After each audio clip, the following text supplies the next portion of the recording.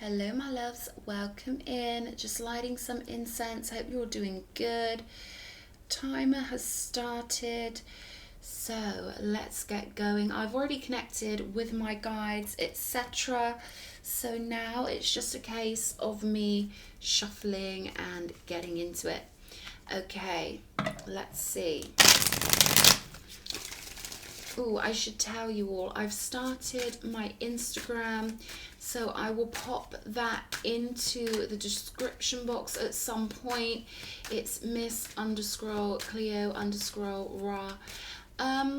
Yeah, I'm going to be doing different things on there. I'm going to be like going into the ethers at a different level and just some more me, you know. So do hop on over to my real ones. Okay, let's see what's going on. They wanted me to use my Native American deck, okay, and I may pull some alienistic cards. We'll see what I get told further on down the line. I've got some new decks, so trying to use them, you know, in the readings, but I'll start with these. Okay.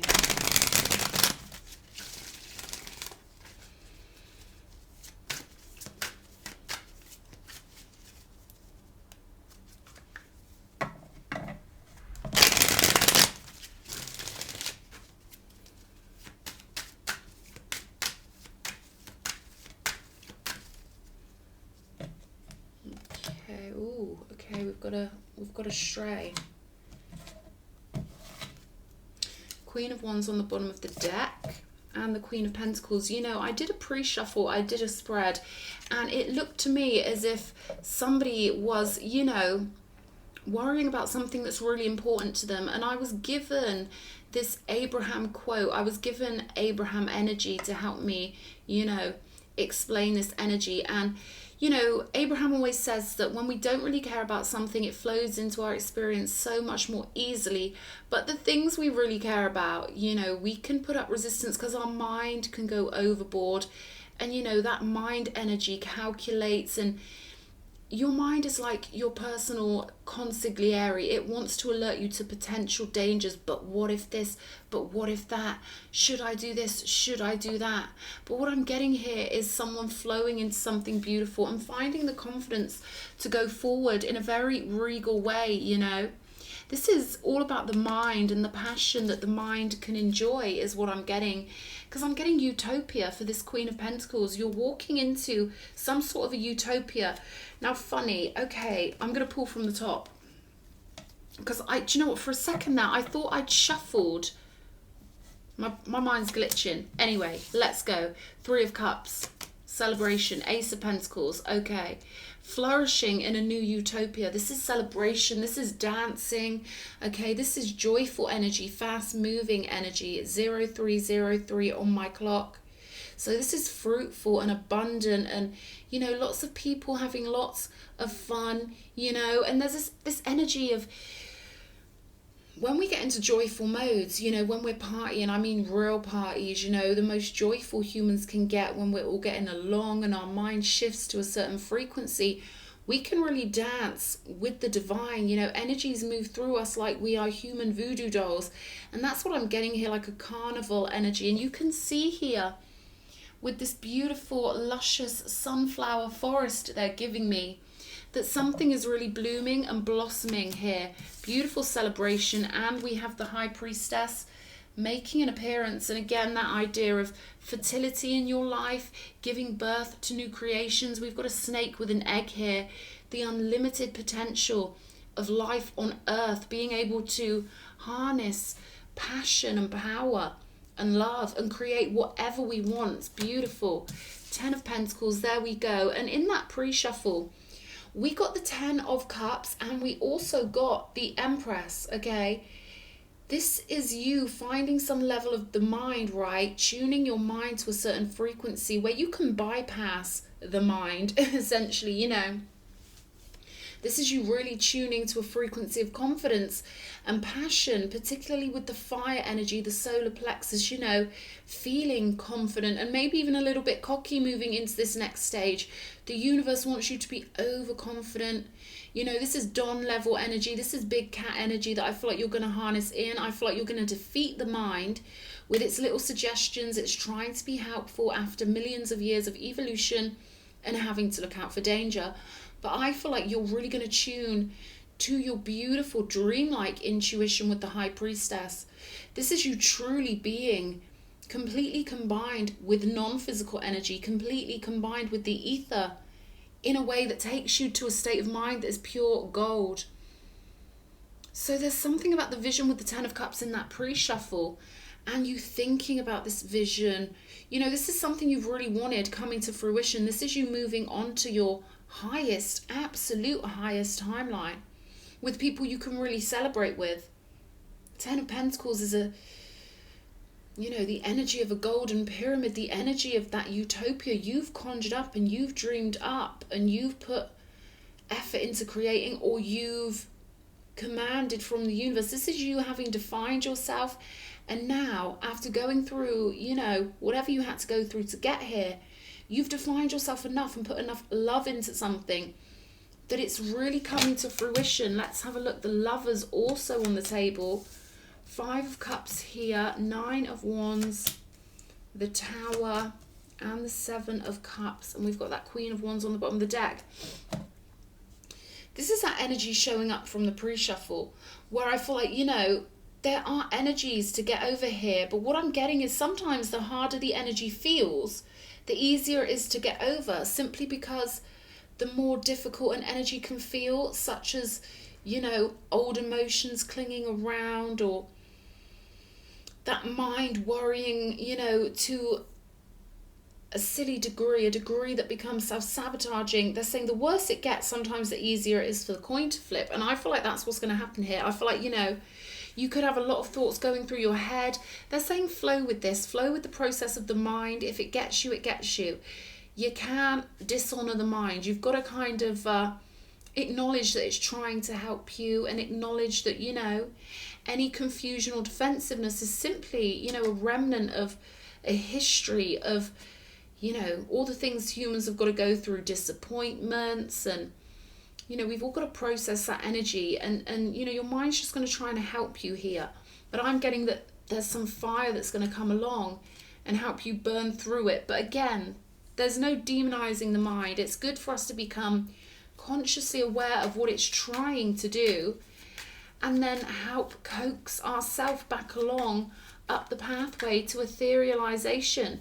You know, if we can coax ourselves and soothe ourselves back into a beautiful mindset, a magical mindset, a sparkly mindset, a mindset where we know all is possible, and yet at the same time we can still understand our primal nature and respect the fact that we cannot have a vessel, a physical vessel that's so efficient and so beautiful at protecting us, and, you know, it has such a vast primal apothecary of beautiful energies and mechanisms that protect us and keep us safe.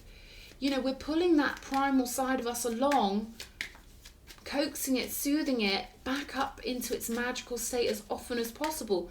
That's what I'm getting for the High Priestess. You're going through something that's going to require you to self-soothe.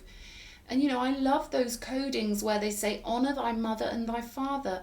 So there are a million different ways we can get into that energy. And I feel like you're going to be your own mother or father or parent and soothe yourself into confidence, okay? This is about being your number one cheerleader. This is about you choosing the two cups that are upright, you know, and trying to encourage yourself, like, no matter what messy energies may be lurking, as in those three cups that we normally see spilled over on the Five of Cups, no matter how distracting that mess is, gloopy old spilled milk, or whatever the case it may be, they're saying, you know, you are going to help soothe yourself and be your own coach. They're showing me like a baseball varsity jacket thing, right?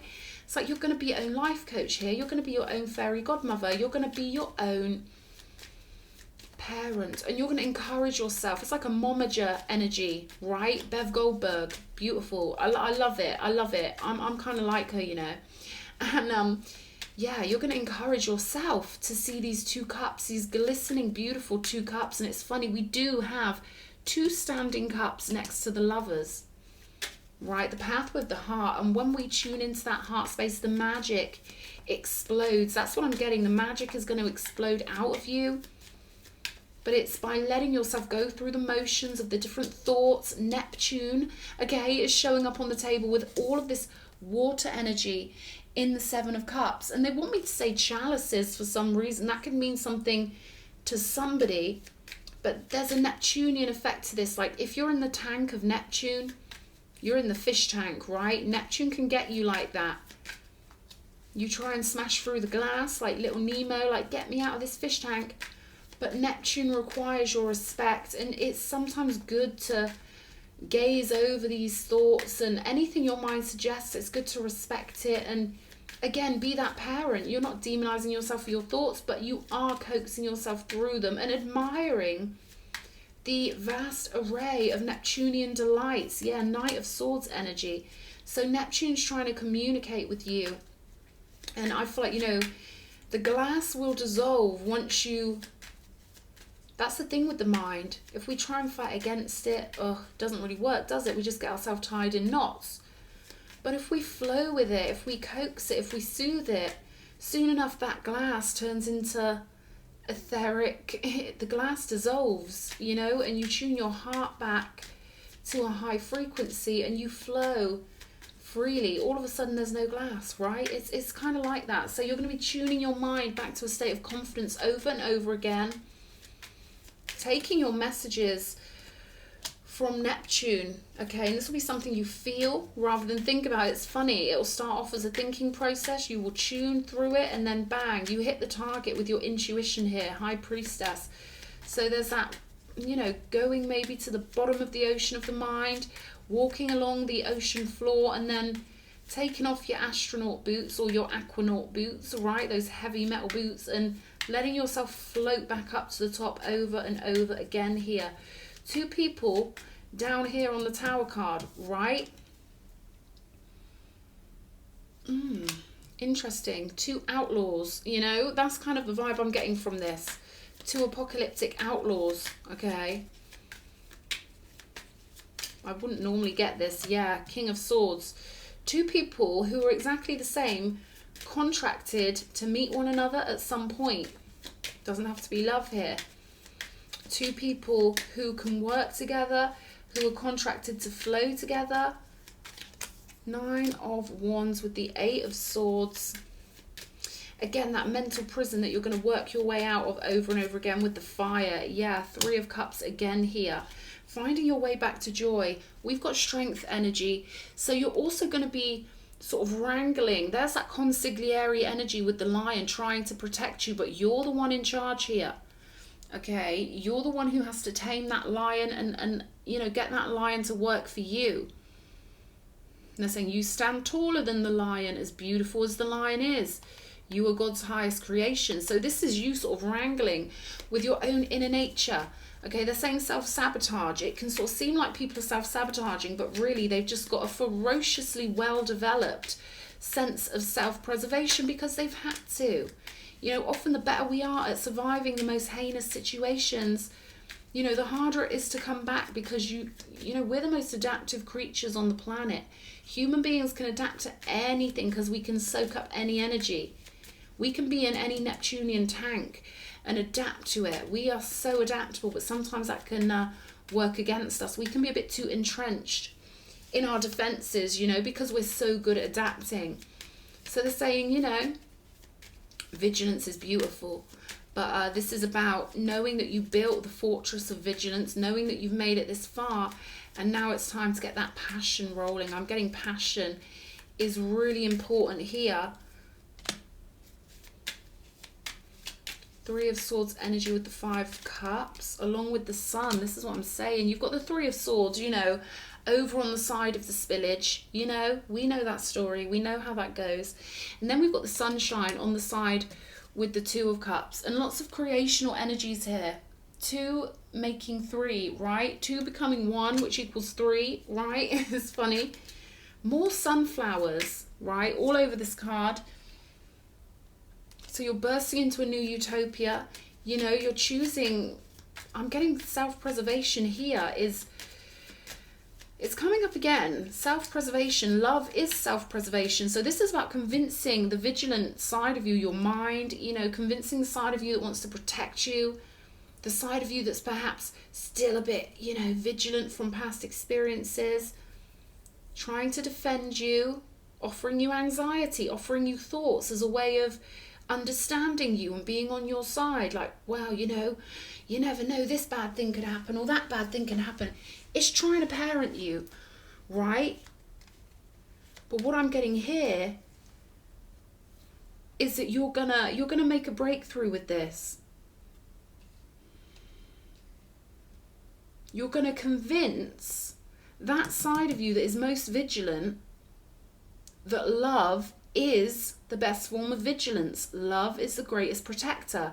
So you're going to bring that vigilant side of you, or the self-defensive side of you, on board up into these energies by convincing it through logic that love is the most safe positioning, that love is the most sacred and safe and cushy.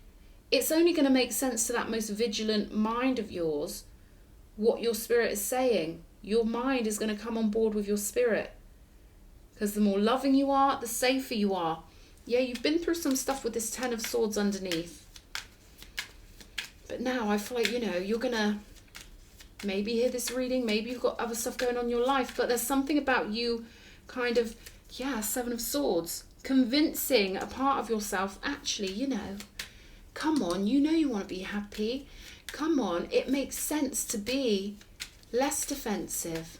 Being less defensive is actually turning out to be more defensive. So it's going to be convinced through the truth, right? Even though it's Seven of Swords and it's a coaxing, beguiling, seductive energy, you know, the Seven of Swords can be like that. It's about getting what you want, right? In a sleuthy, smooth kind of way if necessary. It's about being a complete...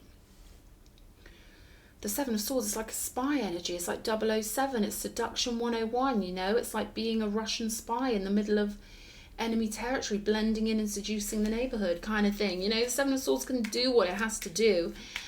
And you're going to convince this side of you that it's time to be happy and that happiness is the best defense.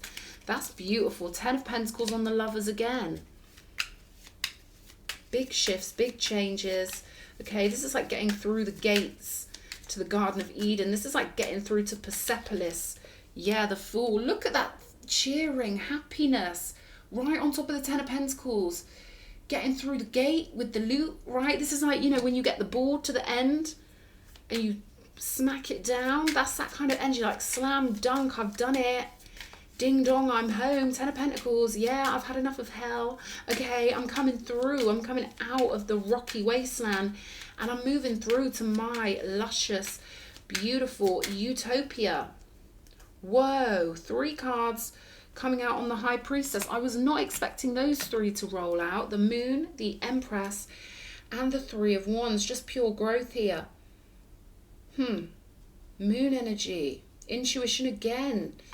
Alongside that High Priestess, I feel like everything you've done it through feeling and intuition, feeling your way, like the greats always do, whether they realize it or not.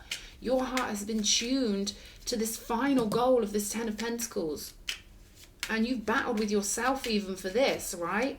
Taming the inner beast. And I say that with the utmost respect as someone who, you know, is a tigress of Pluto, you know what I mean? So, you know, I love a bit of beastly energy in my fellow humans. I love spooky energy. I love Pluto. I've got a pyramid of plutonic energy that I must honor. And I love spooky people in general, you know. I love the hard ones. I love the real ones. I love the ones who've been through some real shit, you know. So never think, you know, that I'm judging you when I say beast. I'm very inside out when it comes to how I see things and how I gauge things and the way I value things. We've got the Devil here. So you've beat something here. You didn't take the temptation. You let yourself be raised up. It was your beautiful, innocent, childlike spirit that's getting you through to this kingdom of heaven. Page of Cups, sticking to your ideals, never being tempted by that which just didn't ring the bell of your heart. You know, you've got that idealism. You've got that romantic soul perhaps with the Page of Cups, or just a lovely innocence, a purity, the imaginative faculty to create whatever you want and to follow those feelings powerfully with the full moon energy. They want me to say this isn't just the moon, this is the full moon, baby. The full moon, and they're saying full moon again with that belly on the Empress. Okay, the full power. 3 wands of power. A pyramid, a triangle of power when it comes to your psychic gifts and the way you create. Lovely. Show me Ace of Pentacles. Ace of Wands coming out on top of this Ace of Pentacles. 2020 on my clock. Wow. Page of Wands at the bottom. There could be something in my last reading for you because we had the Ace of Wands there too. But what did I say about bursting through with fire, right? Really enjoying your bounty. Really enjoying the world you've created with the Ace of Pentacles. This is about you allowing yourself to claim your gift, your prize. From having gone through something maybe kind of hard, full of illusion, something you had to protect yourself from, work your way out of. Could have been a mindset you had to work your way out of. I'm getting you passed with flying colours. They're showing me like pom-pom, streamy kind of energies, you know, party. You know those things you pop out and there's streams everywhere? Can't remember what they're called. But this is nice. This is you burning through, comforting yourself. Getting back home with the 10 of Pentacles, or getting to some cherished location. I'm getting the GPS of your soul here. You're getting to something you programmed into. The GPS of your soul. We've got multiple sources of income here. Abundance magnet, right? Channeling in lots of abundance, being on the freedom of utopia and bounty. There's that energy. 2 of Hearts energy, respect, devotion, honor, a cherished connection coming in with the Lovers. 10 of Pentacles, 2 beings cut from the same cloth. I'm hearing you've been fighting the same fight. I knew that was going to bloody happen. The 222 baby. Rest, stop, power up, plans.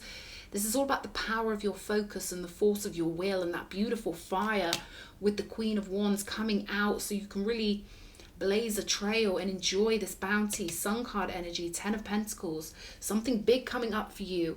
We've got the 3 of Cups like 3 times along with this 222. Okay, this is like party time, baby. Time for you to enjoy something because you've beat a lot of devils. You've won the odds. You passed so many levels here. Get that bounty. Ching ching, baby. Have fun. Lots of love. Mwah.